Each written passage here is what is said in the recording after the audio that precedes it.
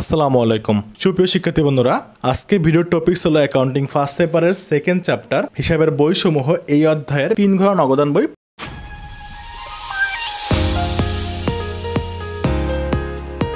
নগদান বই মূলত চার প্রকার: এক ঘরা, দুই ঘরা, তিন ঘরা এবং খুচরা।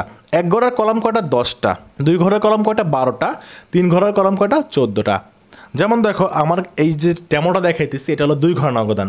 এখানে কলাম কয়টা? 1টা, 2টা, 3টা, 4টা, 5, 6 আর 6। এই পাশেও আবার সেম 6, তার মানে 12টা। তিন ঘর হলে কি হইতো? এখানে আরেকটা কলাম হইতো এক্সট্রা ডেবিট পাশে, সেটা হলো ব্যাংক। ক্রেডিট পাশে আবার এক্সট্রা একটা হইতো ব্যাংক। তার মানে কয়টা হলো? আরও 2টা। 7 দুগুণ 14টা। আর যদি এক ঘর হইতো তাহলে এইখানে এই ব্যাংকেরটাও থাকতো না, শুধু নগদটাই থাকতো। তার মানে এখানে 5টা, ওইখানে 5টা, তার মানে 10টা কলাম। তো এক ঘরটা কারা প্রস্তুত করে? ছোট ছোট ব্যবসা প্রতিষ্ঠানটা। আর দুই ঘরে কারা প্রস্তুত করে? বড় বড় ব্যবসা প্রতিষ্ঠান। আর তিন ঘরে কারা প্রস্তুত করে? যারা নগদের পাশাপাশি ব্যাংকের মাধ্যমে লেনদেন করে এবং নগদ বাট্টাও লিপিবদ্ধ করার প্রয়োজন মনে করে, তারাই তিন ঘরা নগদান বই প্রস্তুত করে থাকে। দুই ঘরা তিন ঘরার মধ্যে পার্থক্যটা হলো কি? বাট্টার কলাম। কারণ দুই ঘরা যেভাবে হিসাব করা হয়, তিন ঘরায় সেম জিনিস হিসাব করা হয়, শুধু পার্থক্য একটাই, তিন ঘরায় বাট্টার কলাম থাকে, দুই ঘরায় বাট্টার কলাম থাকে না। কন্টেন্টটি কি? কন্টেন্টটি হলো এমন একটা জিনিস যেটা ডেবিট পাশেও বসবে, ক্রেডিট পাশেও বসবে। দুই ঘরা আর তিন ঘরা নগদানে ডেবিট পাশে ব্যাংকের কলমে বসলে ক্রেডিট পাশে নগদের কলমে বসবে, ডেবিট পাশে নগদ কলমে বসলে ক্রেডিট পাশে ব্যাংকের কলমে বসবে। এইরকম এন্ট্রিগুলোকে বলা হয় কন্টেন্টটি। তো এই কন্টেন্টটি সাধারণত দুই ধরনের হয় বা দুইটা প্রকার হয়। একটা হলো ব্যাংকে জমা, আর একটা হলো ব্যাংক হতে উত্তোলন। এক কথায়, যে লেনদেন জাবেদা করলে একই সাথে ব্যাংক হিসাব আর নগদান হিসাব থাকে, আর কোন হিসাব পাওয়া যায় না। যেমন জাবেদা করছো, নগদান ডেবিট, ব্যাংক ক্রেডিট, আবার ব্যাংক ডেবিট, নগদান ক্রেডিট, এরকম লেনদেন হলে তখনই সেটা কন্টেন্টটি। ব্যাংকে জমা জাবেদা কি? ব্যাংক ডেবিট, নগদান ক্রেডিট। তার মানে এখানে কিন্তু নগদান আর ব্যাংক আছে, তাহলে এটা কন্টেন্টটি। আবার ব্যাংক হতে উত্তোলন জাবেদা কি? নগদান ডেবিট, ব্যাংক ক্রেডিট। ব্যাংক হতে উত্তোলন মানে কিন্তু অফিসের প্রয়োজন উত্তোলন বোঝায়। মালিকের উত্তোলন হলে সেটা অন্য কথা, তখন কিন্তু জাবেদা হইতো উত্তোলন ডেবিট, ব্যাংক ক্রেডিট। আমরা যে কোনো নগদান বই করি, এক ঘরে করি, দুই ঘরে করি আর তিন ঘরে করি, সবগুলোর ক্যাটাগরি একই। তিন ঘর নগদান হলো যে নগদান বইতে নগদের পাশাপাশি ব্যাংকের লেনদেন এবং বাট্টা লেনদেন লিপিবদ্ধ করা হয়। আর নগদান বই হলো যে শুধুমাত্র অনগদ লেনদেন আসে না, সেটা দুই ঘরা এবং তিন ঘরার ক্ষেত্রে, আর বাকি সবকিছুই আসবে। এখানে প্রাপ্তি প্রদানের মতন কন্টেন্টটি যেটা ছিল সবই আসবে। এক কথায় মনে রাখবা, শুধুমাত্র অনগদ লেনদেন। তো অনগদ লেনদেন কোনগুলো? যেটা হলো নগদে এবং ব্যাংকে হয় না, সেটাই হলো অনগদ লেনদেন। জাবেদা করলে তুমি ব্যাংক হিসাব বা নগদান হিসাব এই দুইটার কোনোটা পাবা না, সেটাই হলো অনগদ লেনদেন। এইটা হলো তিন ঘরার ছক। তিন ঘর নগদান করার নিয়ম হলো, এইটা একটা মাছ বরাবর, এইখানটা দেখো একটু গাঢ় করে দাগ দিছে ওরা। এই পাশটা, বাম পাশটা ডেবিট পাশটা আর ক্রেডিট পাশ একই কলাম আছে। তারিখ, প্রাপ্তি লিখতে পারো বা বিবরণও লিখতে পারো, রসিদ নাম্বার, খতিয়ান পৃষ্ঠা, বাট্টা টাকা, নগদ টাকা, ব্যাংক টাকা। তুমি চাইলে 3টা কলাম ওলটপালট করে লিখতে পারো, নগদ টাকা, ব্যাংক টাকা, বাট্টা টাকা, কোনো সমস্যা নেই। সেম হুবহু কপি এই পাশে। এখানে শুধু পার্থক্য লেখছে, এখানে ভাউচার নং, এই পাশে দিয়েছিল রসিদ নং। তুমি চাইলে দুই পাশেই ভাউচার নং লিখতে পারো, বাট দুই পাশে রসিদ নং লিখতে পারবা না। দেন কি করতে হবে? নগদ অর্থ আসে ব্যবসায়, সেক্ষেত্রে ডেবিট পাশে যাবে, কারণ নগদান ডেবিট। আর যদি নগদ অর্থ চলে যায়, সে নগদ অর্থ মানে কিন্তু নগদ এবং ব্যাংক দুইটাই, তাহলে সেটা ক্রেডিট পাশে যাবে, কারণ নগদান ক্রেডিট। ওকে, তাহলে আমরা চলো শুরু করি। যেহেতু তারিখ নাম্বার দিয়ে দিয়েছে 1 তারিখ, তো 1 তারিখ বলছিল প্রারম্ভিক নগদ তহবিল 40,000 টাকা এবং ব্যাংক জমার উদ্বৃত্ত 20,000 টাকা। উদ্বৃত্ত মানে হলো আগে ছিল, উদ্বৃত্ত মানে আগে ছিল আমাদের নগদ ছিল 40,000 টাকা এবং ব্যাংক জমা ছিল 20,000 টাকা। এই দুইটা ব্যবসা যেহেতু ছিল, এইটা তো ডেবিট পাশে বসবে অলওয়েজ। তো আমরা লিখবো ব্যালেন্স বিডি, এটাকে ব্যালেন্স বিডি নামে লিখে নগদের পাশে 40 এবং ব্যাংকের পাশে 20। আমাদের ব্যাংক উদ্বৃত্ত 20,000 টাকা পূর্বে ছিল এবং নগদ উদ্বৃত্ত ছিল 40,000 টাকা। এখানে যদি ব্যাংক জমার উদ্বৃত্ত না লিখে যদি লিখতো ব্যাংক জমার ক্রেডিট উদ্বৃত্ত বা ব্যাংক জমাতিরিক্ত, তাহলে আমরা ব্যালেন্স বিডি লিখে ঠিক এই পাশে ব্যাংকের কলমে টাকাটা বসিয়ে দিতাম।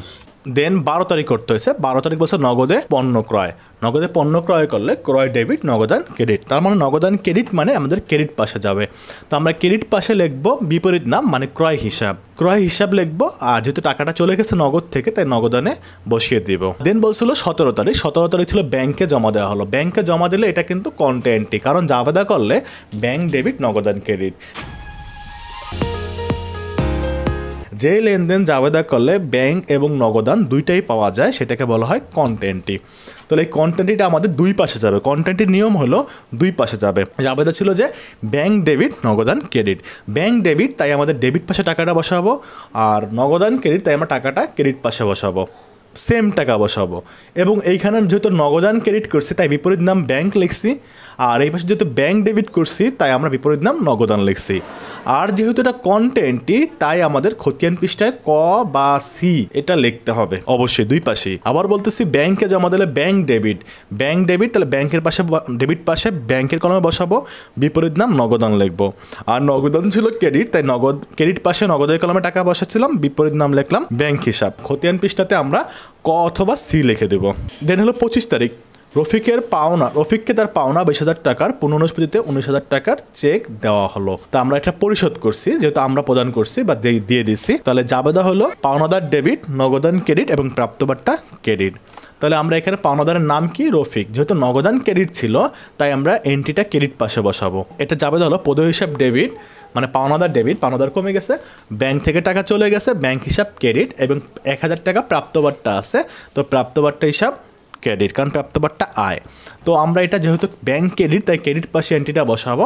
তাহলে ক্রেডিট পাশে আমরা লিখবো রফিক হিসাব, আর টাকাটা বসাবো ব্যাংকের কলমে, কারণ ব্যাংক ছিল ক্রেডিট, আর এখানে বারটা ছিল 1,000, তাহলে 1,000 লিখলাম বারটার কলমে। দুইটা মিলে কিন্তু 20,000ই হয়েছে। দেন ম্যাথটা আমাদের শেষ হলে আমাদের যেটা করতে হবে, প্রথমে নগদের কলমটা যোগ করতে হবে। নগদের কলম 40,000, আমরা এখানে যোগ করলাম 40,000, এটা হুবহু এখানে বসিয়ে দেবো 40,000। কিন্তু এইখানে কিন্তু ছিল 30 আর 6 36,000, তাহলে 4,000 কম ছিল, ওই 4,000 কমটাকে বলা হয় ব্যালেন্স সিডি। দেন আমাদের দেখতে হবে ব্যাংকের বেশি কোন পাশে আছে, এই পাশে অথবা এই পাশে। এখানে দেখা যাচ্ছে ডেবিট পাশে বেশি আছে, তাই আমরা ডেবিট পাশটা যোগ করলাম। ডেবিট পাশে আছে 50,000, বসাই দিলাম 50,000। কিন্তু ডেবিট পাশে ছিল কত আমাদের, ক্রেডিট পাশে আমাদের ছিল কত 19,000, তাহলে 31,000 কম ছিল, ওইটাকে ব্যালেন্স সিডি নামে বসিয়ে দিলাম। ব্যালেন্স সিডি যে মাসে অঙ্ক করতেছি সেই মাসের শেষ তারিখে বসবে, আর সেম টাকাটাই ব্যালেন্স সিডির সেম টাকাটাই হুবহু বিপরীত পাশে ব্যালেন্স বিডি নামে বসবে। আর ব্যালেন্স বিডি বসবে পরবর্তী মাসে, যে মাস ম্যাথ করতেছি তার পরবর্তী মাসের 1ম তারিখে। পরবর্তী মাস আগস্ট, তাই আগস্টের 1ম তারিখে আমরা এটা বসিয়ে দেবো। নগদান অলওয়েজ ডেবিটটা যোগ করব, আর ব্যাংকের ক্ষেত্রে ডেবিট বা ক্রেডিট যেটা বড় হবে সেটা যোগ করব, এবং সেই অনুযায়ী ব্যালেন্স সিডি বেটি হবে। আমরা সামনের ম্যাথগুলোতে পেয়ে যাব। 3 ঘর নগদান বা 2 ঘর নগদান বা 1 ঘর নগদান যেটাই করি, প্রত্যেকটা কিন্তু একই নিয়ম। 2 ঘোড়া আর 3 ঘোড়া প্রায় সেম। তো এই ক্ষেত্রে আমাদের যেটা হলো সেটা হলো সবসময় কিন্তু আমাদের এই সিস্টেমই করতে হবে, প্রত্যেকটা নিয়ম একই নিয়ম। তো এই 3 ঘোড়ার নিয়মটা তুমি বারবার মনে রাখবা, যাতে করে পরবর্তী 3 ঘোড়া বা 2 ঘোড়াতে কোনো সমস্যা না হয়। তো শিক্ষার্থী বন্ধুরা, আশা করি এগুলো তুমি বুঝতে পারছো। যে না বুঝতে পারলে ভিডিওটা অবশ্যই বারবার টেনে পিছনের দিকে দেখো, তাহলে আবার বুঝতে পারবা। একটা ভিডিও বেশ কয়েকবার দেখো, যতক্ষণ পর্যন্ত তুমি ক্লিয়ার না হও। তারপরে কোশ্চেন থাকলে অবশ্যই আমাদের সাথে তুমি কন্ট্যাক্ট করবে।